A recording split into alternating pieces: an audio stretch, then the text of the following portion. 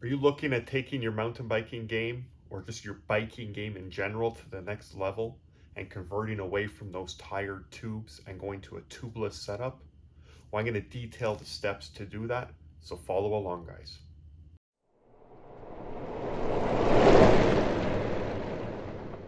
Step one, let's get the tire off the bike. If you have a through axle or a quick release, you're going to take the appropriate steps to get it off.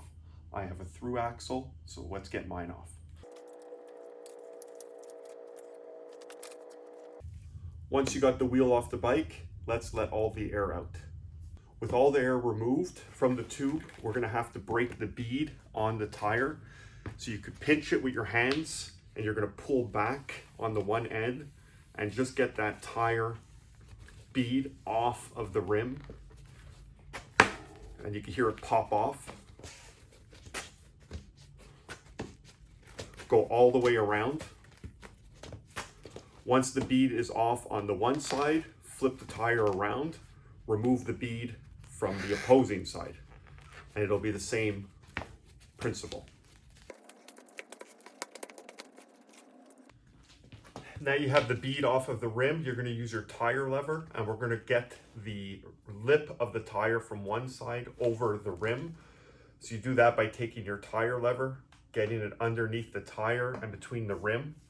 And once you have it started, you could slide the tire lever down and keep sliding until the tire comes free on the one side, all the way around. We are now released there. We're now going to remove the tube by first pulling the valve stem out, removing the tube completely from the tire casing and rim, and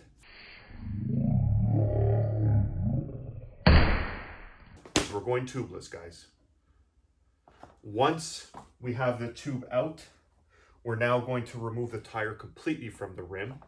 You don't really need to use the tire lever this time. You should be able to do it with your hands by taking your palm on the tire, the other hand supporting the rim and peeling it away, and it should come right off. And now our tire and our rim are separated. In my case, these rims are what we call tubeless ready. So they're already set up to go tubeless, meaning they have the tubeless tape already installed. These are now 3 years old. I'm not going to rely on the original tape. I'm taking the original tape off and we're going to install new tape. So I'll show you guys how that application is done. So let's go ahead and peel that old tape off. With the old rim tape removed and before installing the new rim tape, what we're going to want to do is make sure that the surface is completely clean and dry. We want that new tape to lay down and adhere properly. So steps I like to take: air compressor, blowing air to get any moisture out. Take a rag, some rubbing alcohol or any solvent of your choice to clean any glue residue off of the surface of the rim. That's going to ensure that the new tape lays down and adheres just perfectly. Can't stress enough, guys, how important prep is in cleaning the rim. So once again, really clean it, dry it off, recheck it, clean it again. There's no such thing as too clean when it comes to this. We don't want any contamination whatsoever or moisture on the surface. Take care on this step now. It's going to save you a lot of hassles after. Let's talk tape now, guys. You're going to want to get yourself a good quality tape, whether it stands, muck off. Good quality counts here because we want to make sure it's going to adhere well. As far as the width, we're going to want to make sure we have the right width. It comes in different width sizes in terms of millimeter, and that is going to be determined by the size of your rim. We got to remember, in the rim when the tape lays down, it also has a bit of a valley it has to go in. So we can't just measure the inner width of the rim. We've got to add, usually depending on the tape manufacturer, anywhere from 3 to 5 millimeters extra. What I like to do is take the tape and I want it to basically sit on the lips of the rim without falling into the rim. Now with this particular tape that I'm using, I know that gives me about an extra 3 millimeters, which is what's recommended. I've already done one of my rims, so I know 25 millimeter in my application is what's ideal. Let's talk now the application of the tape. What I like to do is find the valve hole in the rim, which is right here, and I want to start the tape on the opposite end. There's two different schools of thought on this. Some people say to start at the valve or a little past it and overlap at the valve. I do it the other way around. I start at the opposite end of the valve and come around. I don't know if one has the advantage over the other. Both are recommended. It's just the way I do it. So we'll find our valve hole. We'll come to the opposing side. And you want to start your tape in between spokes. You don't want to start it on a spoke hole. Remember, the whole idea of the tape is to shield these spoke holes to not allow sealant or air to escape through them. So we want to start midway point between two spoke holes, and we want to overlap between two spoke holes. So you want your tape, when you come around the full circumference of the rim, to have an overlap on the tape that's already there. As far as laying the tape down, we're going to start it. What's important with the tape is we're going to be stretching as we apply it. So what we'll do is we'll start our tape, we'll get it centered into the rim, and we'll lay it down. And we'll push down into that valley, that trough, get our tape nice and started. Then as we go along, we're going to be pulling. We want to put tautness on that tape. And as we do that with our opposing hand, we're going to come around with our thumb, pushing it down into that valley of the rim and making sure that we're getting it evenly in the inner width of the rim. Once we have the tape all laid down, you want to get yourself a clean microfiber towel. And now we're going to go around the rim, pushing evenly on inside the valley, on the upper beads. And we're going to get everything pushed down and try to get as much air bubble out of the tape as possible. Of course, we can't forget our valve hole. Right now it's covered in tape, so we got to open that up. So locate where your valve hole is, put your finger on it, take yourself a little pick tool, and you're going to pierce the tape right where the valve hole is. Careful you don't pierce your finger. And there you go. And there's different schools of thought now on what to do. Some people say file with a little tubular file the tape away from where the hole is. Some people say push your valve directly in. I've done it both ways. I've had more success with removing the excess tape than just pushing the valve through, but that's depending on user preference. So I'm actually going to file with a small emery file the tape away from the hole to open it up perfectly and get that good seal on the total circumference of the valve hole. Once you have the hole to your liking, whether you filed it or you're going to push the valve through, we're now ready to install our tubeless valve. So you're going to want an actual tubeless valve. Some people do say they could get a cutoff valve from an inner tube to work, but you know what, guys, for 20 bucks, let's just go with the actual thing. So what we're going to do is we're going to insert the valve from the inside out, okay? On the other side, we're going to have two parts. We're going to have a rubber O-ring.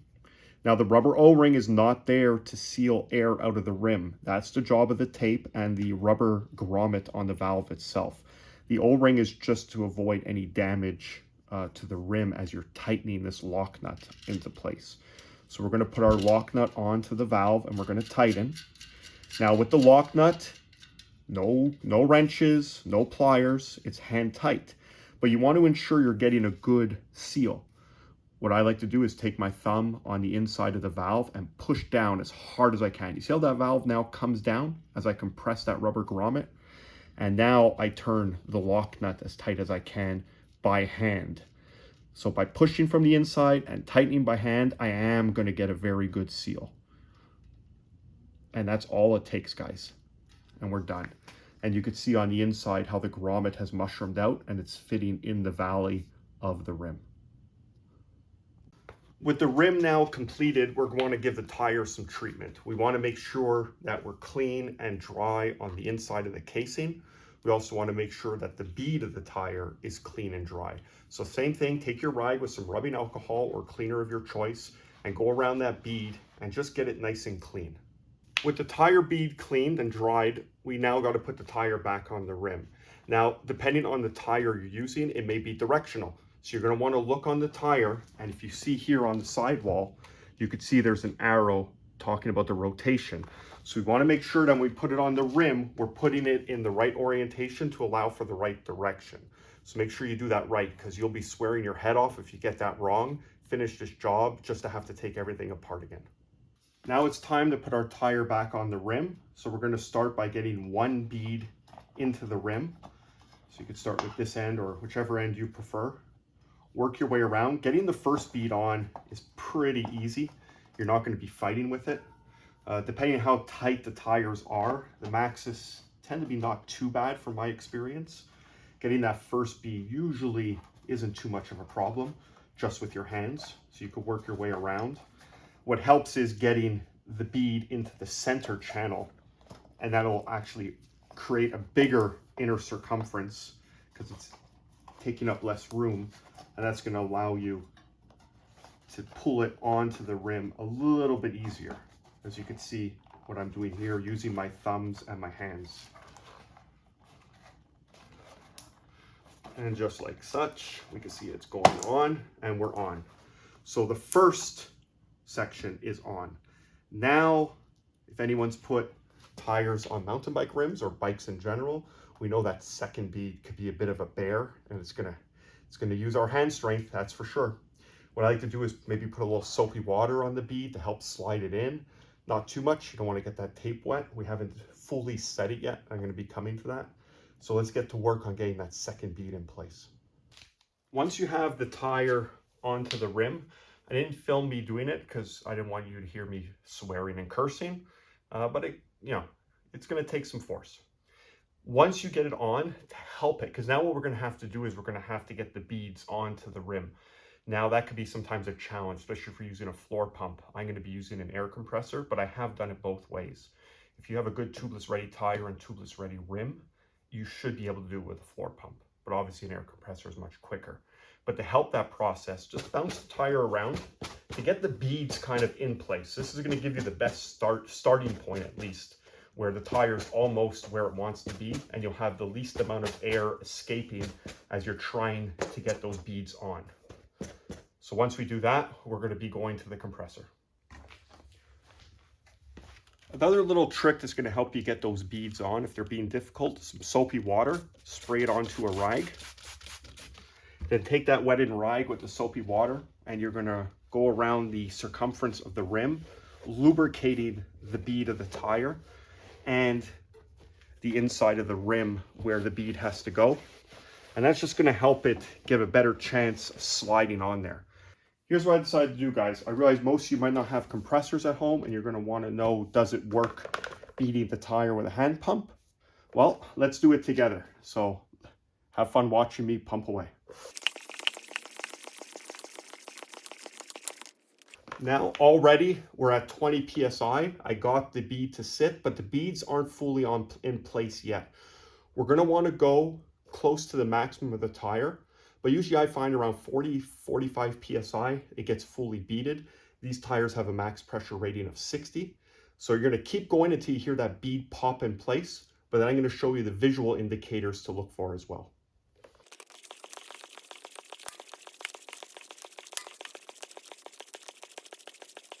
So we have the tire pumped up. It's holding about 50 PSI.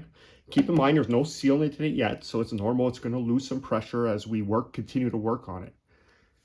Visual indicator, if you look on the tire, there's a bit of a seam line that you can see going around. You want to make sure that seam line is evenly spaced all the way around the rim. That's kind of an indicator that lets you know that the bead is fully seated. And you want to check both sides. With the tire on, fully beaded, pressured up, we're going to leave it to sit now, and I'm going to tell you why. There's two tricks people could use. One, some people will say, put an inner tube into the tire and let it sit for a couple hours. The school of thought is the pressure of the inner tube is going to help press that tape we just put down and get rid of any air bubbles. And that's perfectly right and perfectly true. But we don't really need the inner tube, we need the pressure, right? Whether there's a tube in there or not, we have pressure in this tire. And right now we have it at about 55 PSI. Now I know with this tire and rim combination, it holds its pressure pretty well, even without sealant. Easily for a couple hours, I'm going to stay above 40 PSI. So I could rely on the tire pressure alone with no inner tube to cause pressure on that tape and get rid of all those final air bubbles. If you don't have a nice tolerance tire and rim combination like I do, and after you beat the tire pressure goes from 50 psi to 0 in like 20 minutes, yeah, then you're going to need that inner tube to ensure the pressure stays in the tire. So that's going to depend on your setup. So what we're going to do now is we're going to let the tire sit for a couple of hours and let that pressure work at pressing that tape down evenly. And then we're going to come back and I'm going to show you the soapy water check just to make sure we don't have any leaks. We know we're going to have air leaks. It's normal. We don't have sealant in it. It's normal to have some air leaks around the bead where the bead and the rim meet. Where we don't want to see air leaks primarily is at the spokes and at the valve, right? So if we see soap bubbles at any of the spokes or at the valve, we know we have a fault or a weakness in our tape job somewhere.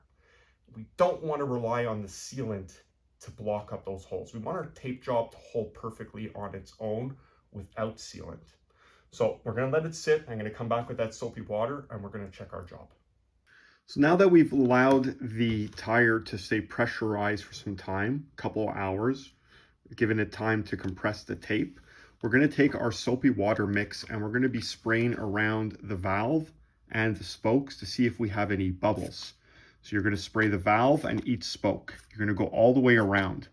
What you're looking for is air escaping, which will be indicated by bubbles forming in the soap. Remember, we do not want air escaping from the spokes or the valve. That means we have a breach in the tape that we applied. So what's happening is there's a breach in the tape.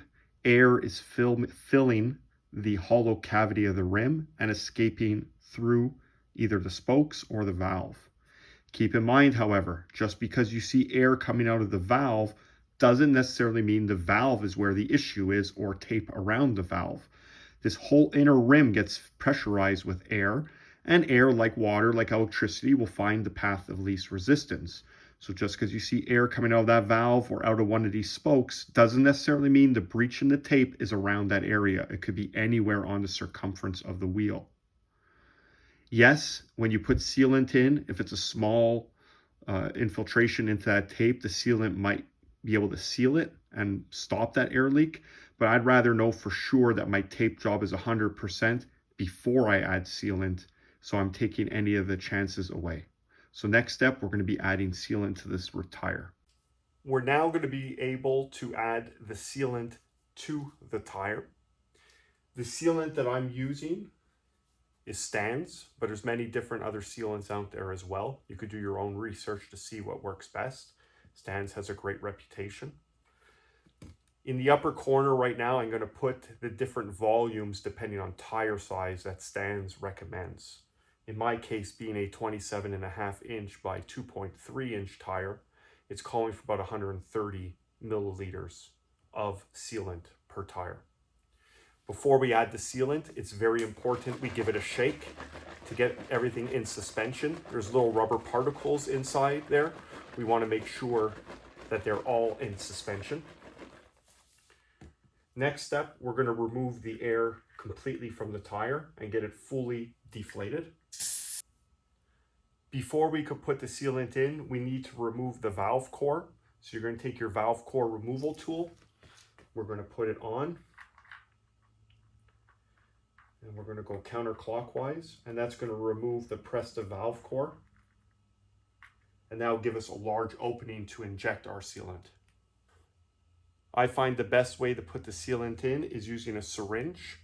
So in this case, this syringe is a 60 ml. So we're going to have to be putting 2 of these plus 10 milliliter. You could always find a larger syringe if you wish. Shake it up again. We're going to open the container. Make sure our syringe is all the way down. There's a valve. Make sure the valve is open.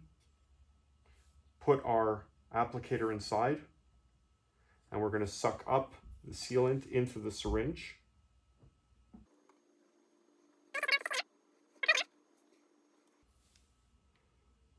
We then take the needle or applicator, stick it inside the valve stem, and we inject it into the tire. Opening the valve. and we inject in.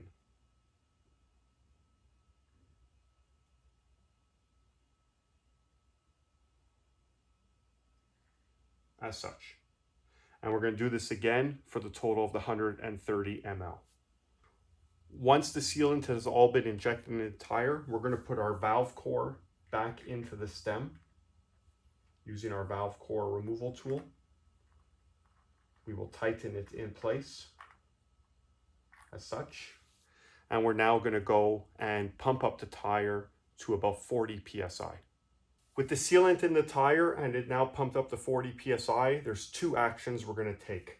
First, we're going to spin the tire in place to spread the sealant out. Give it a turn.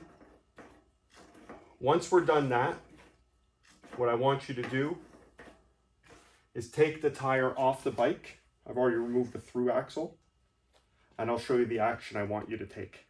Now grab the tire by either side, and you're going to want to do this kind of motion. This is going to get the sealant all around the bead of the tire where it meets the rim.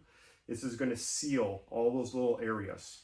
This will ensure we're properly spreading that sealant out on the whole perimeter and the inner walls of the tire. So you're going to do this for a good few minutes per side, switching it around. You could shake it as well. Anything action you want that you feel is going to spread that sealant out around the casing of the tire evenly. So I'll go ahead and do my dance for about another 5 minutes.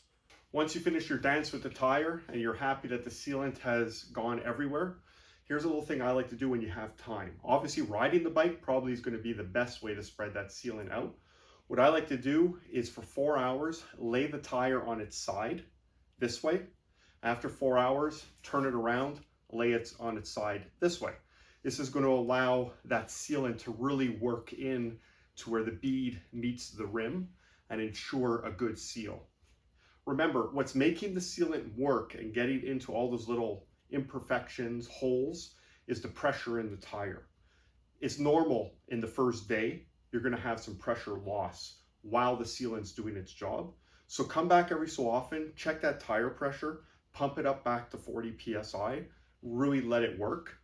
Once you've done all those steps and a day's gone by, you're ready to ride. Get it down to your preferred PSI and get it back on the bike. So guys, that's how you convert a tubed tire to tubeless. I hope that really helped you. And you know, some of you might be asking, well, what's the advantage of going tubeless? You're able to run lower pressures in your tire and you avoid pinch flats, which are common when you're running inner tubes, as well as the tire seals itself. If you go over any little thorns or any little needles, the sealant's going to seal that hole and you can continue on your ride. Another thing to remember, guys, when running sealant in a tire, maintenance, every 3 months, you're going to want to top it up anywhere from 30 to 50 ml because it does dry out. And once a year, take off the tire, clean it all out. Get that old sealant out, clean out the casing, clean out the rim, and put new sealant in. So every year, every season, you have fresh sealant and it's going to do its job. So I really hope this video helped, guys. If you have any questions or comments, leave it down below. I'll be happy to respond. Thanks a lot for watching, guys, and we'll see you at the next video.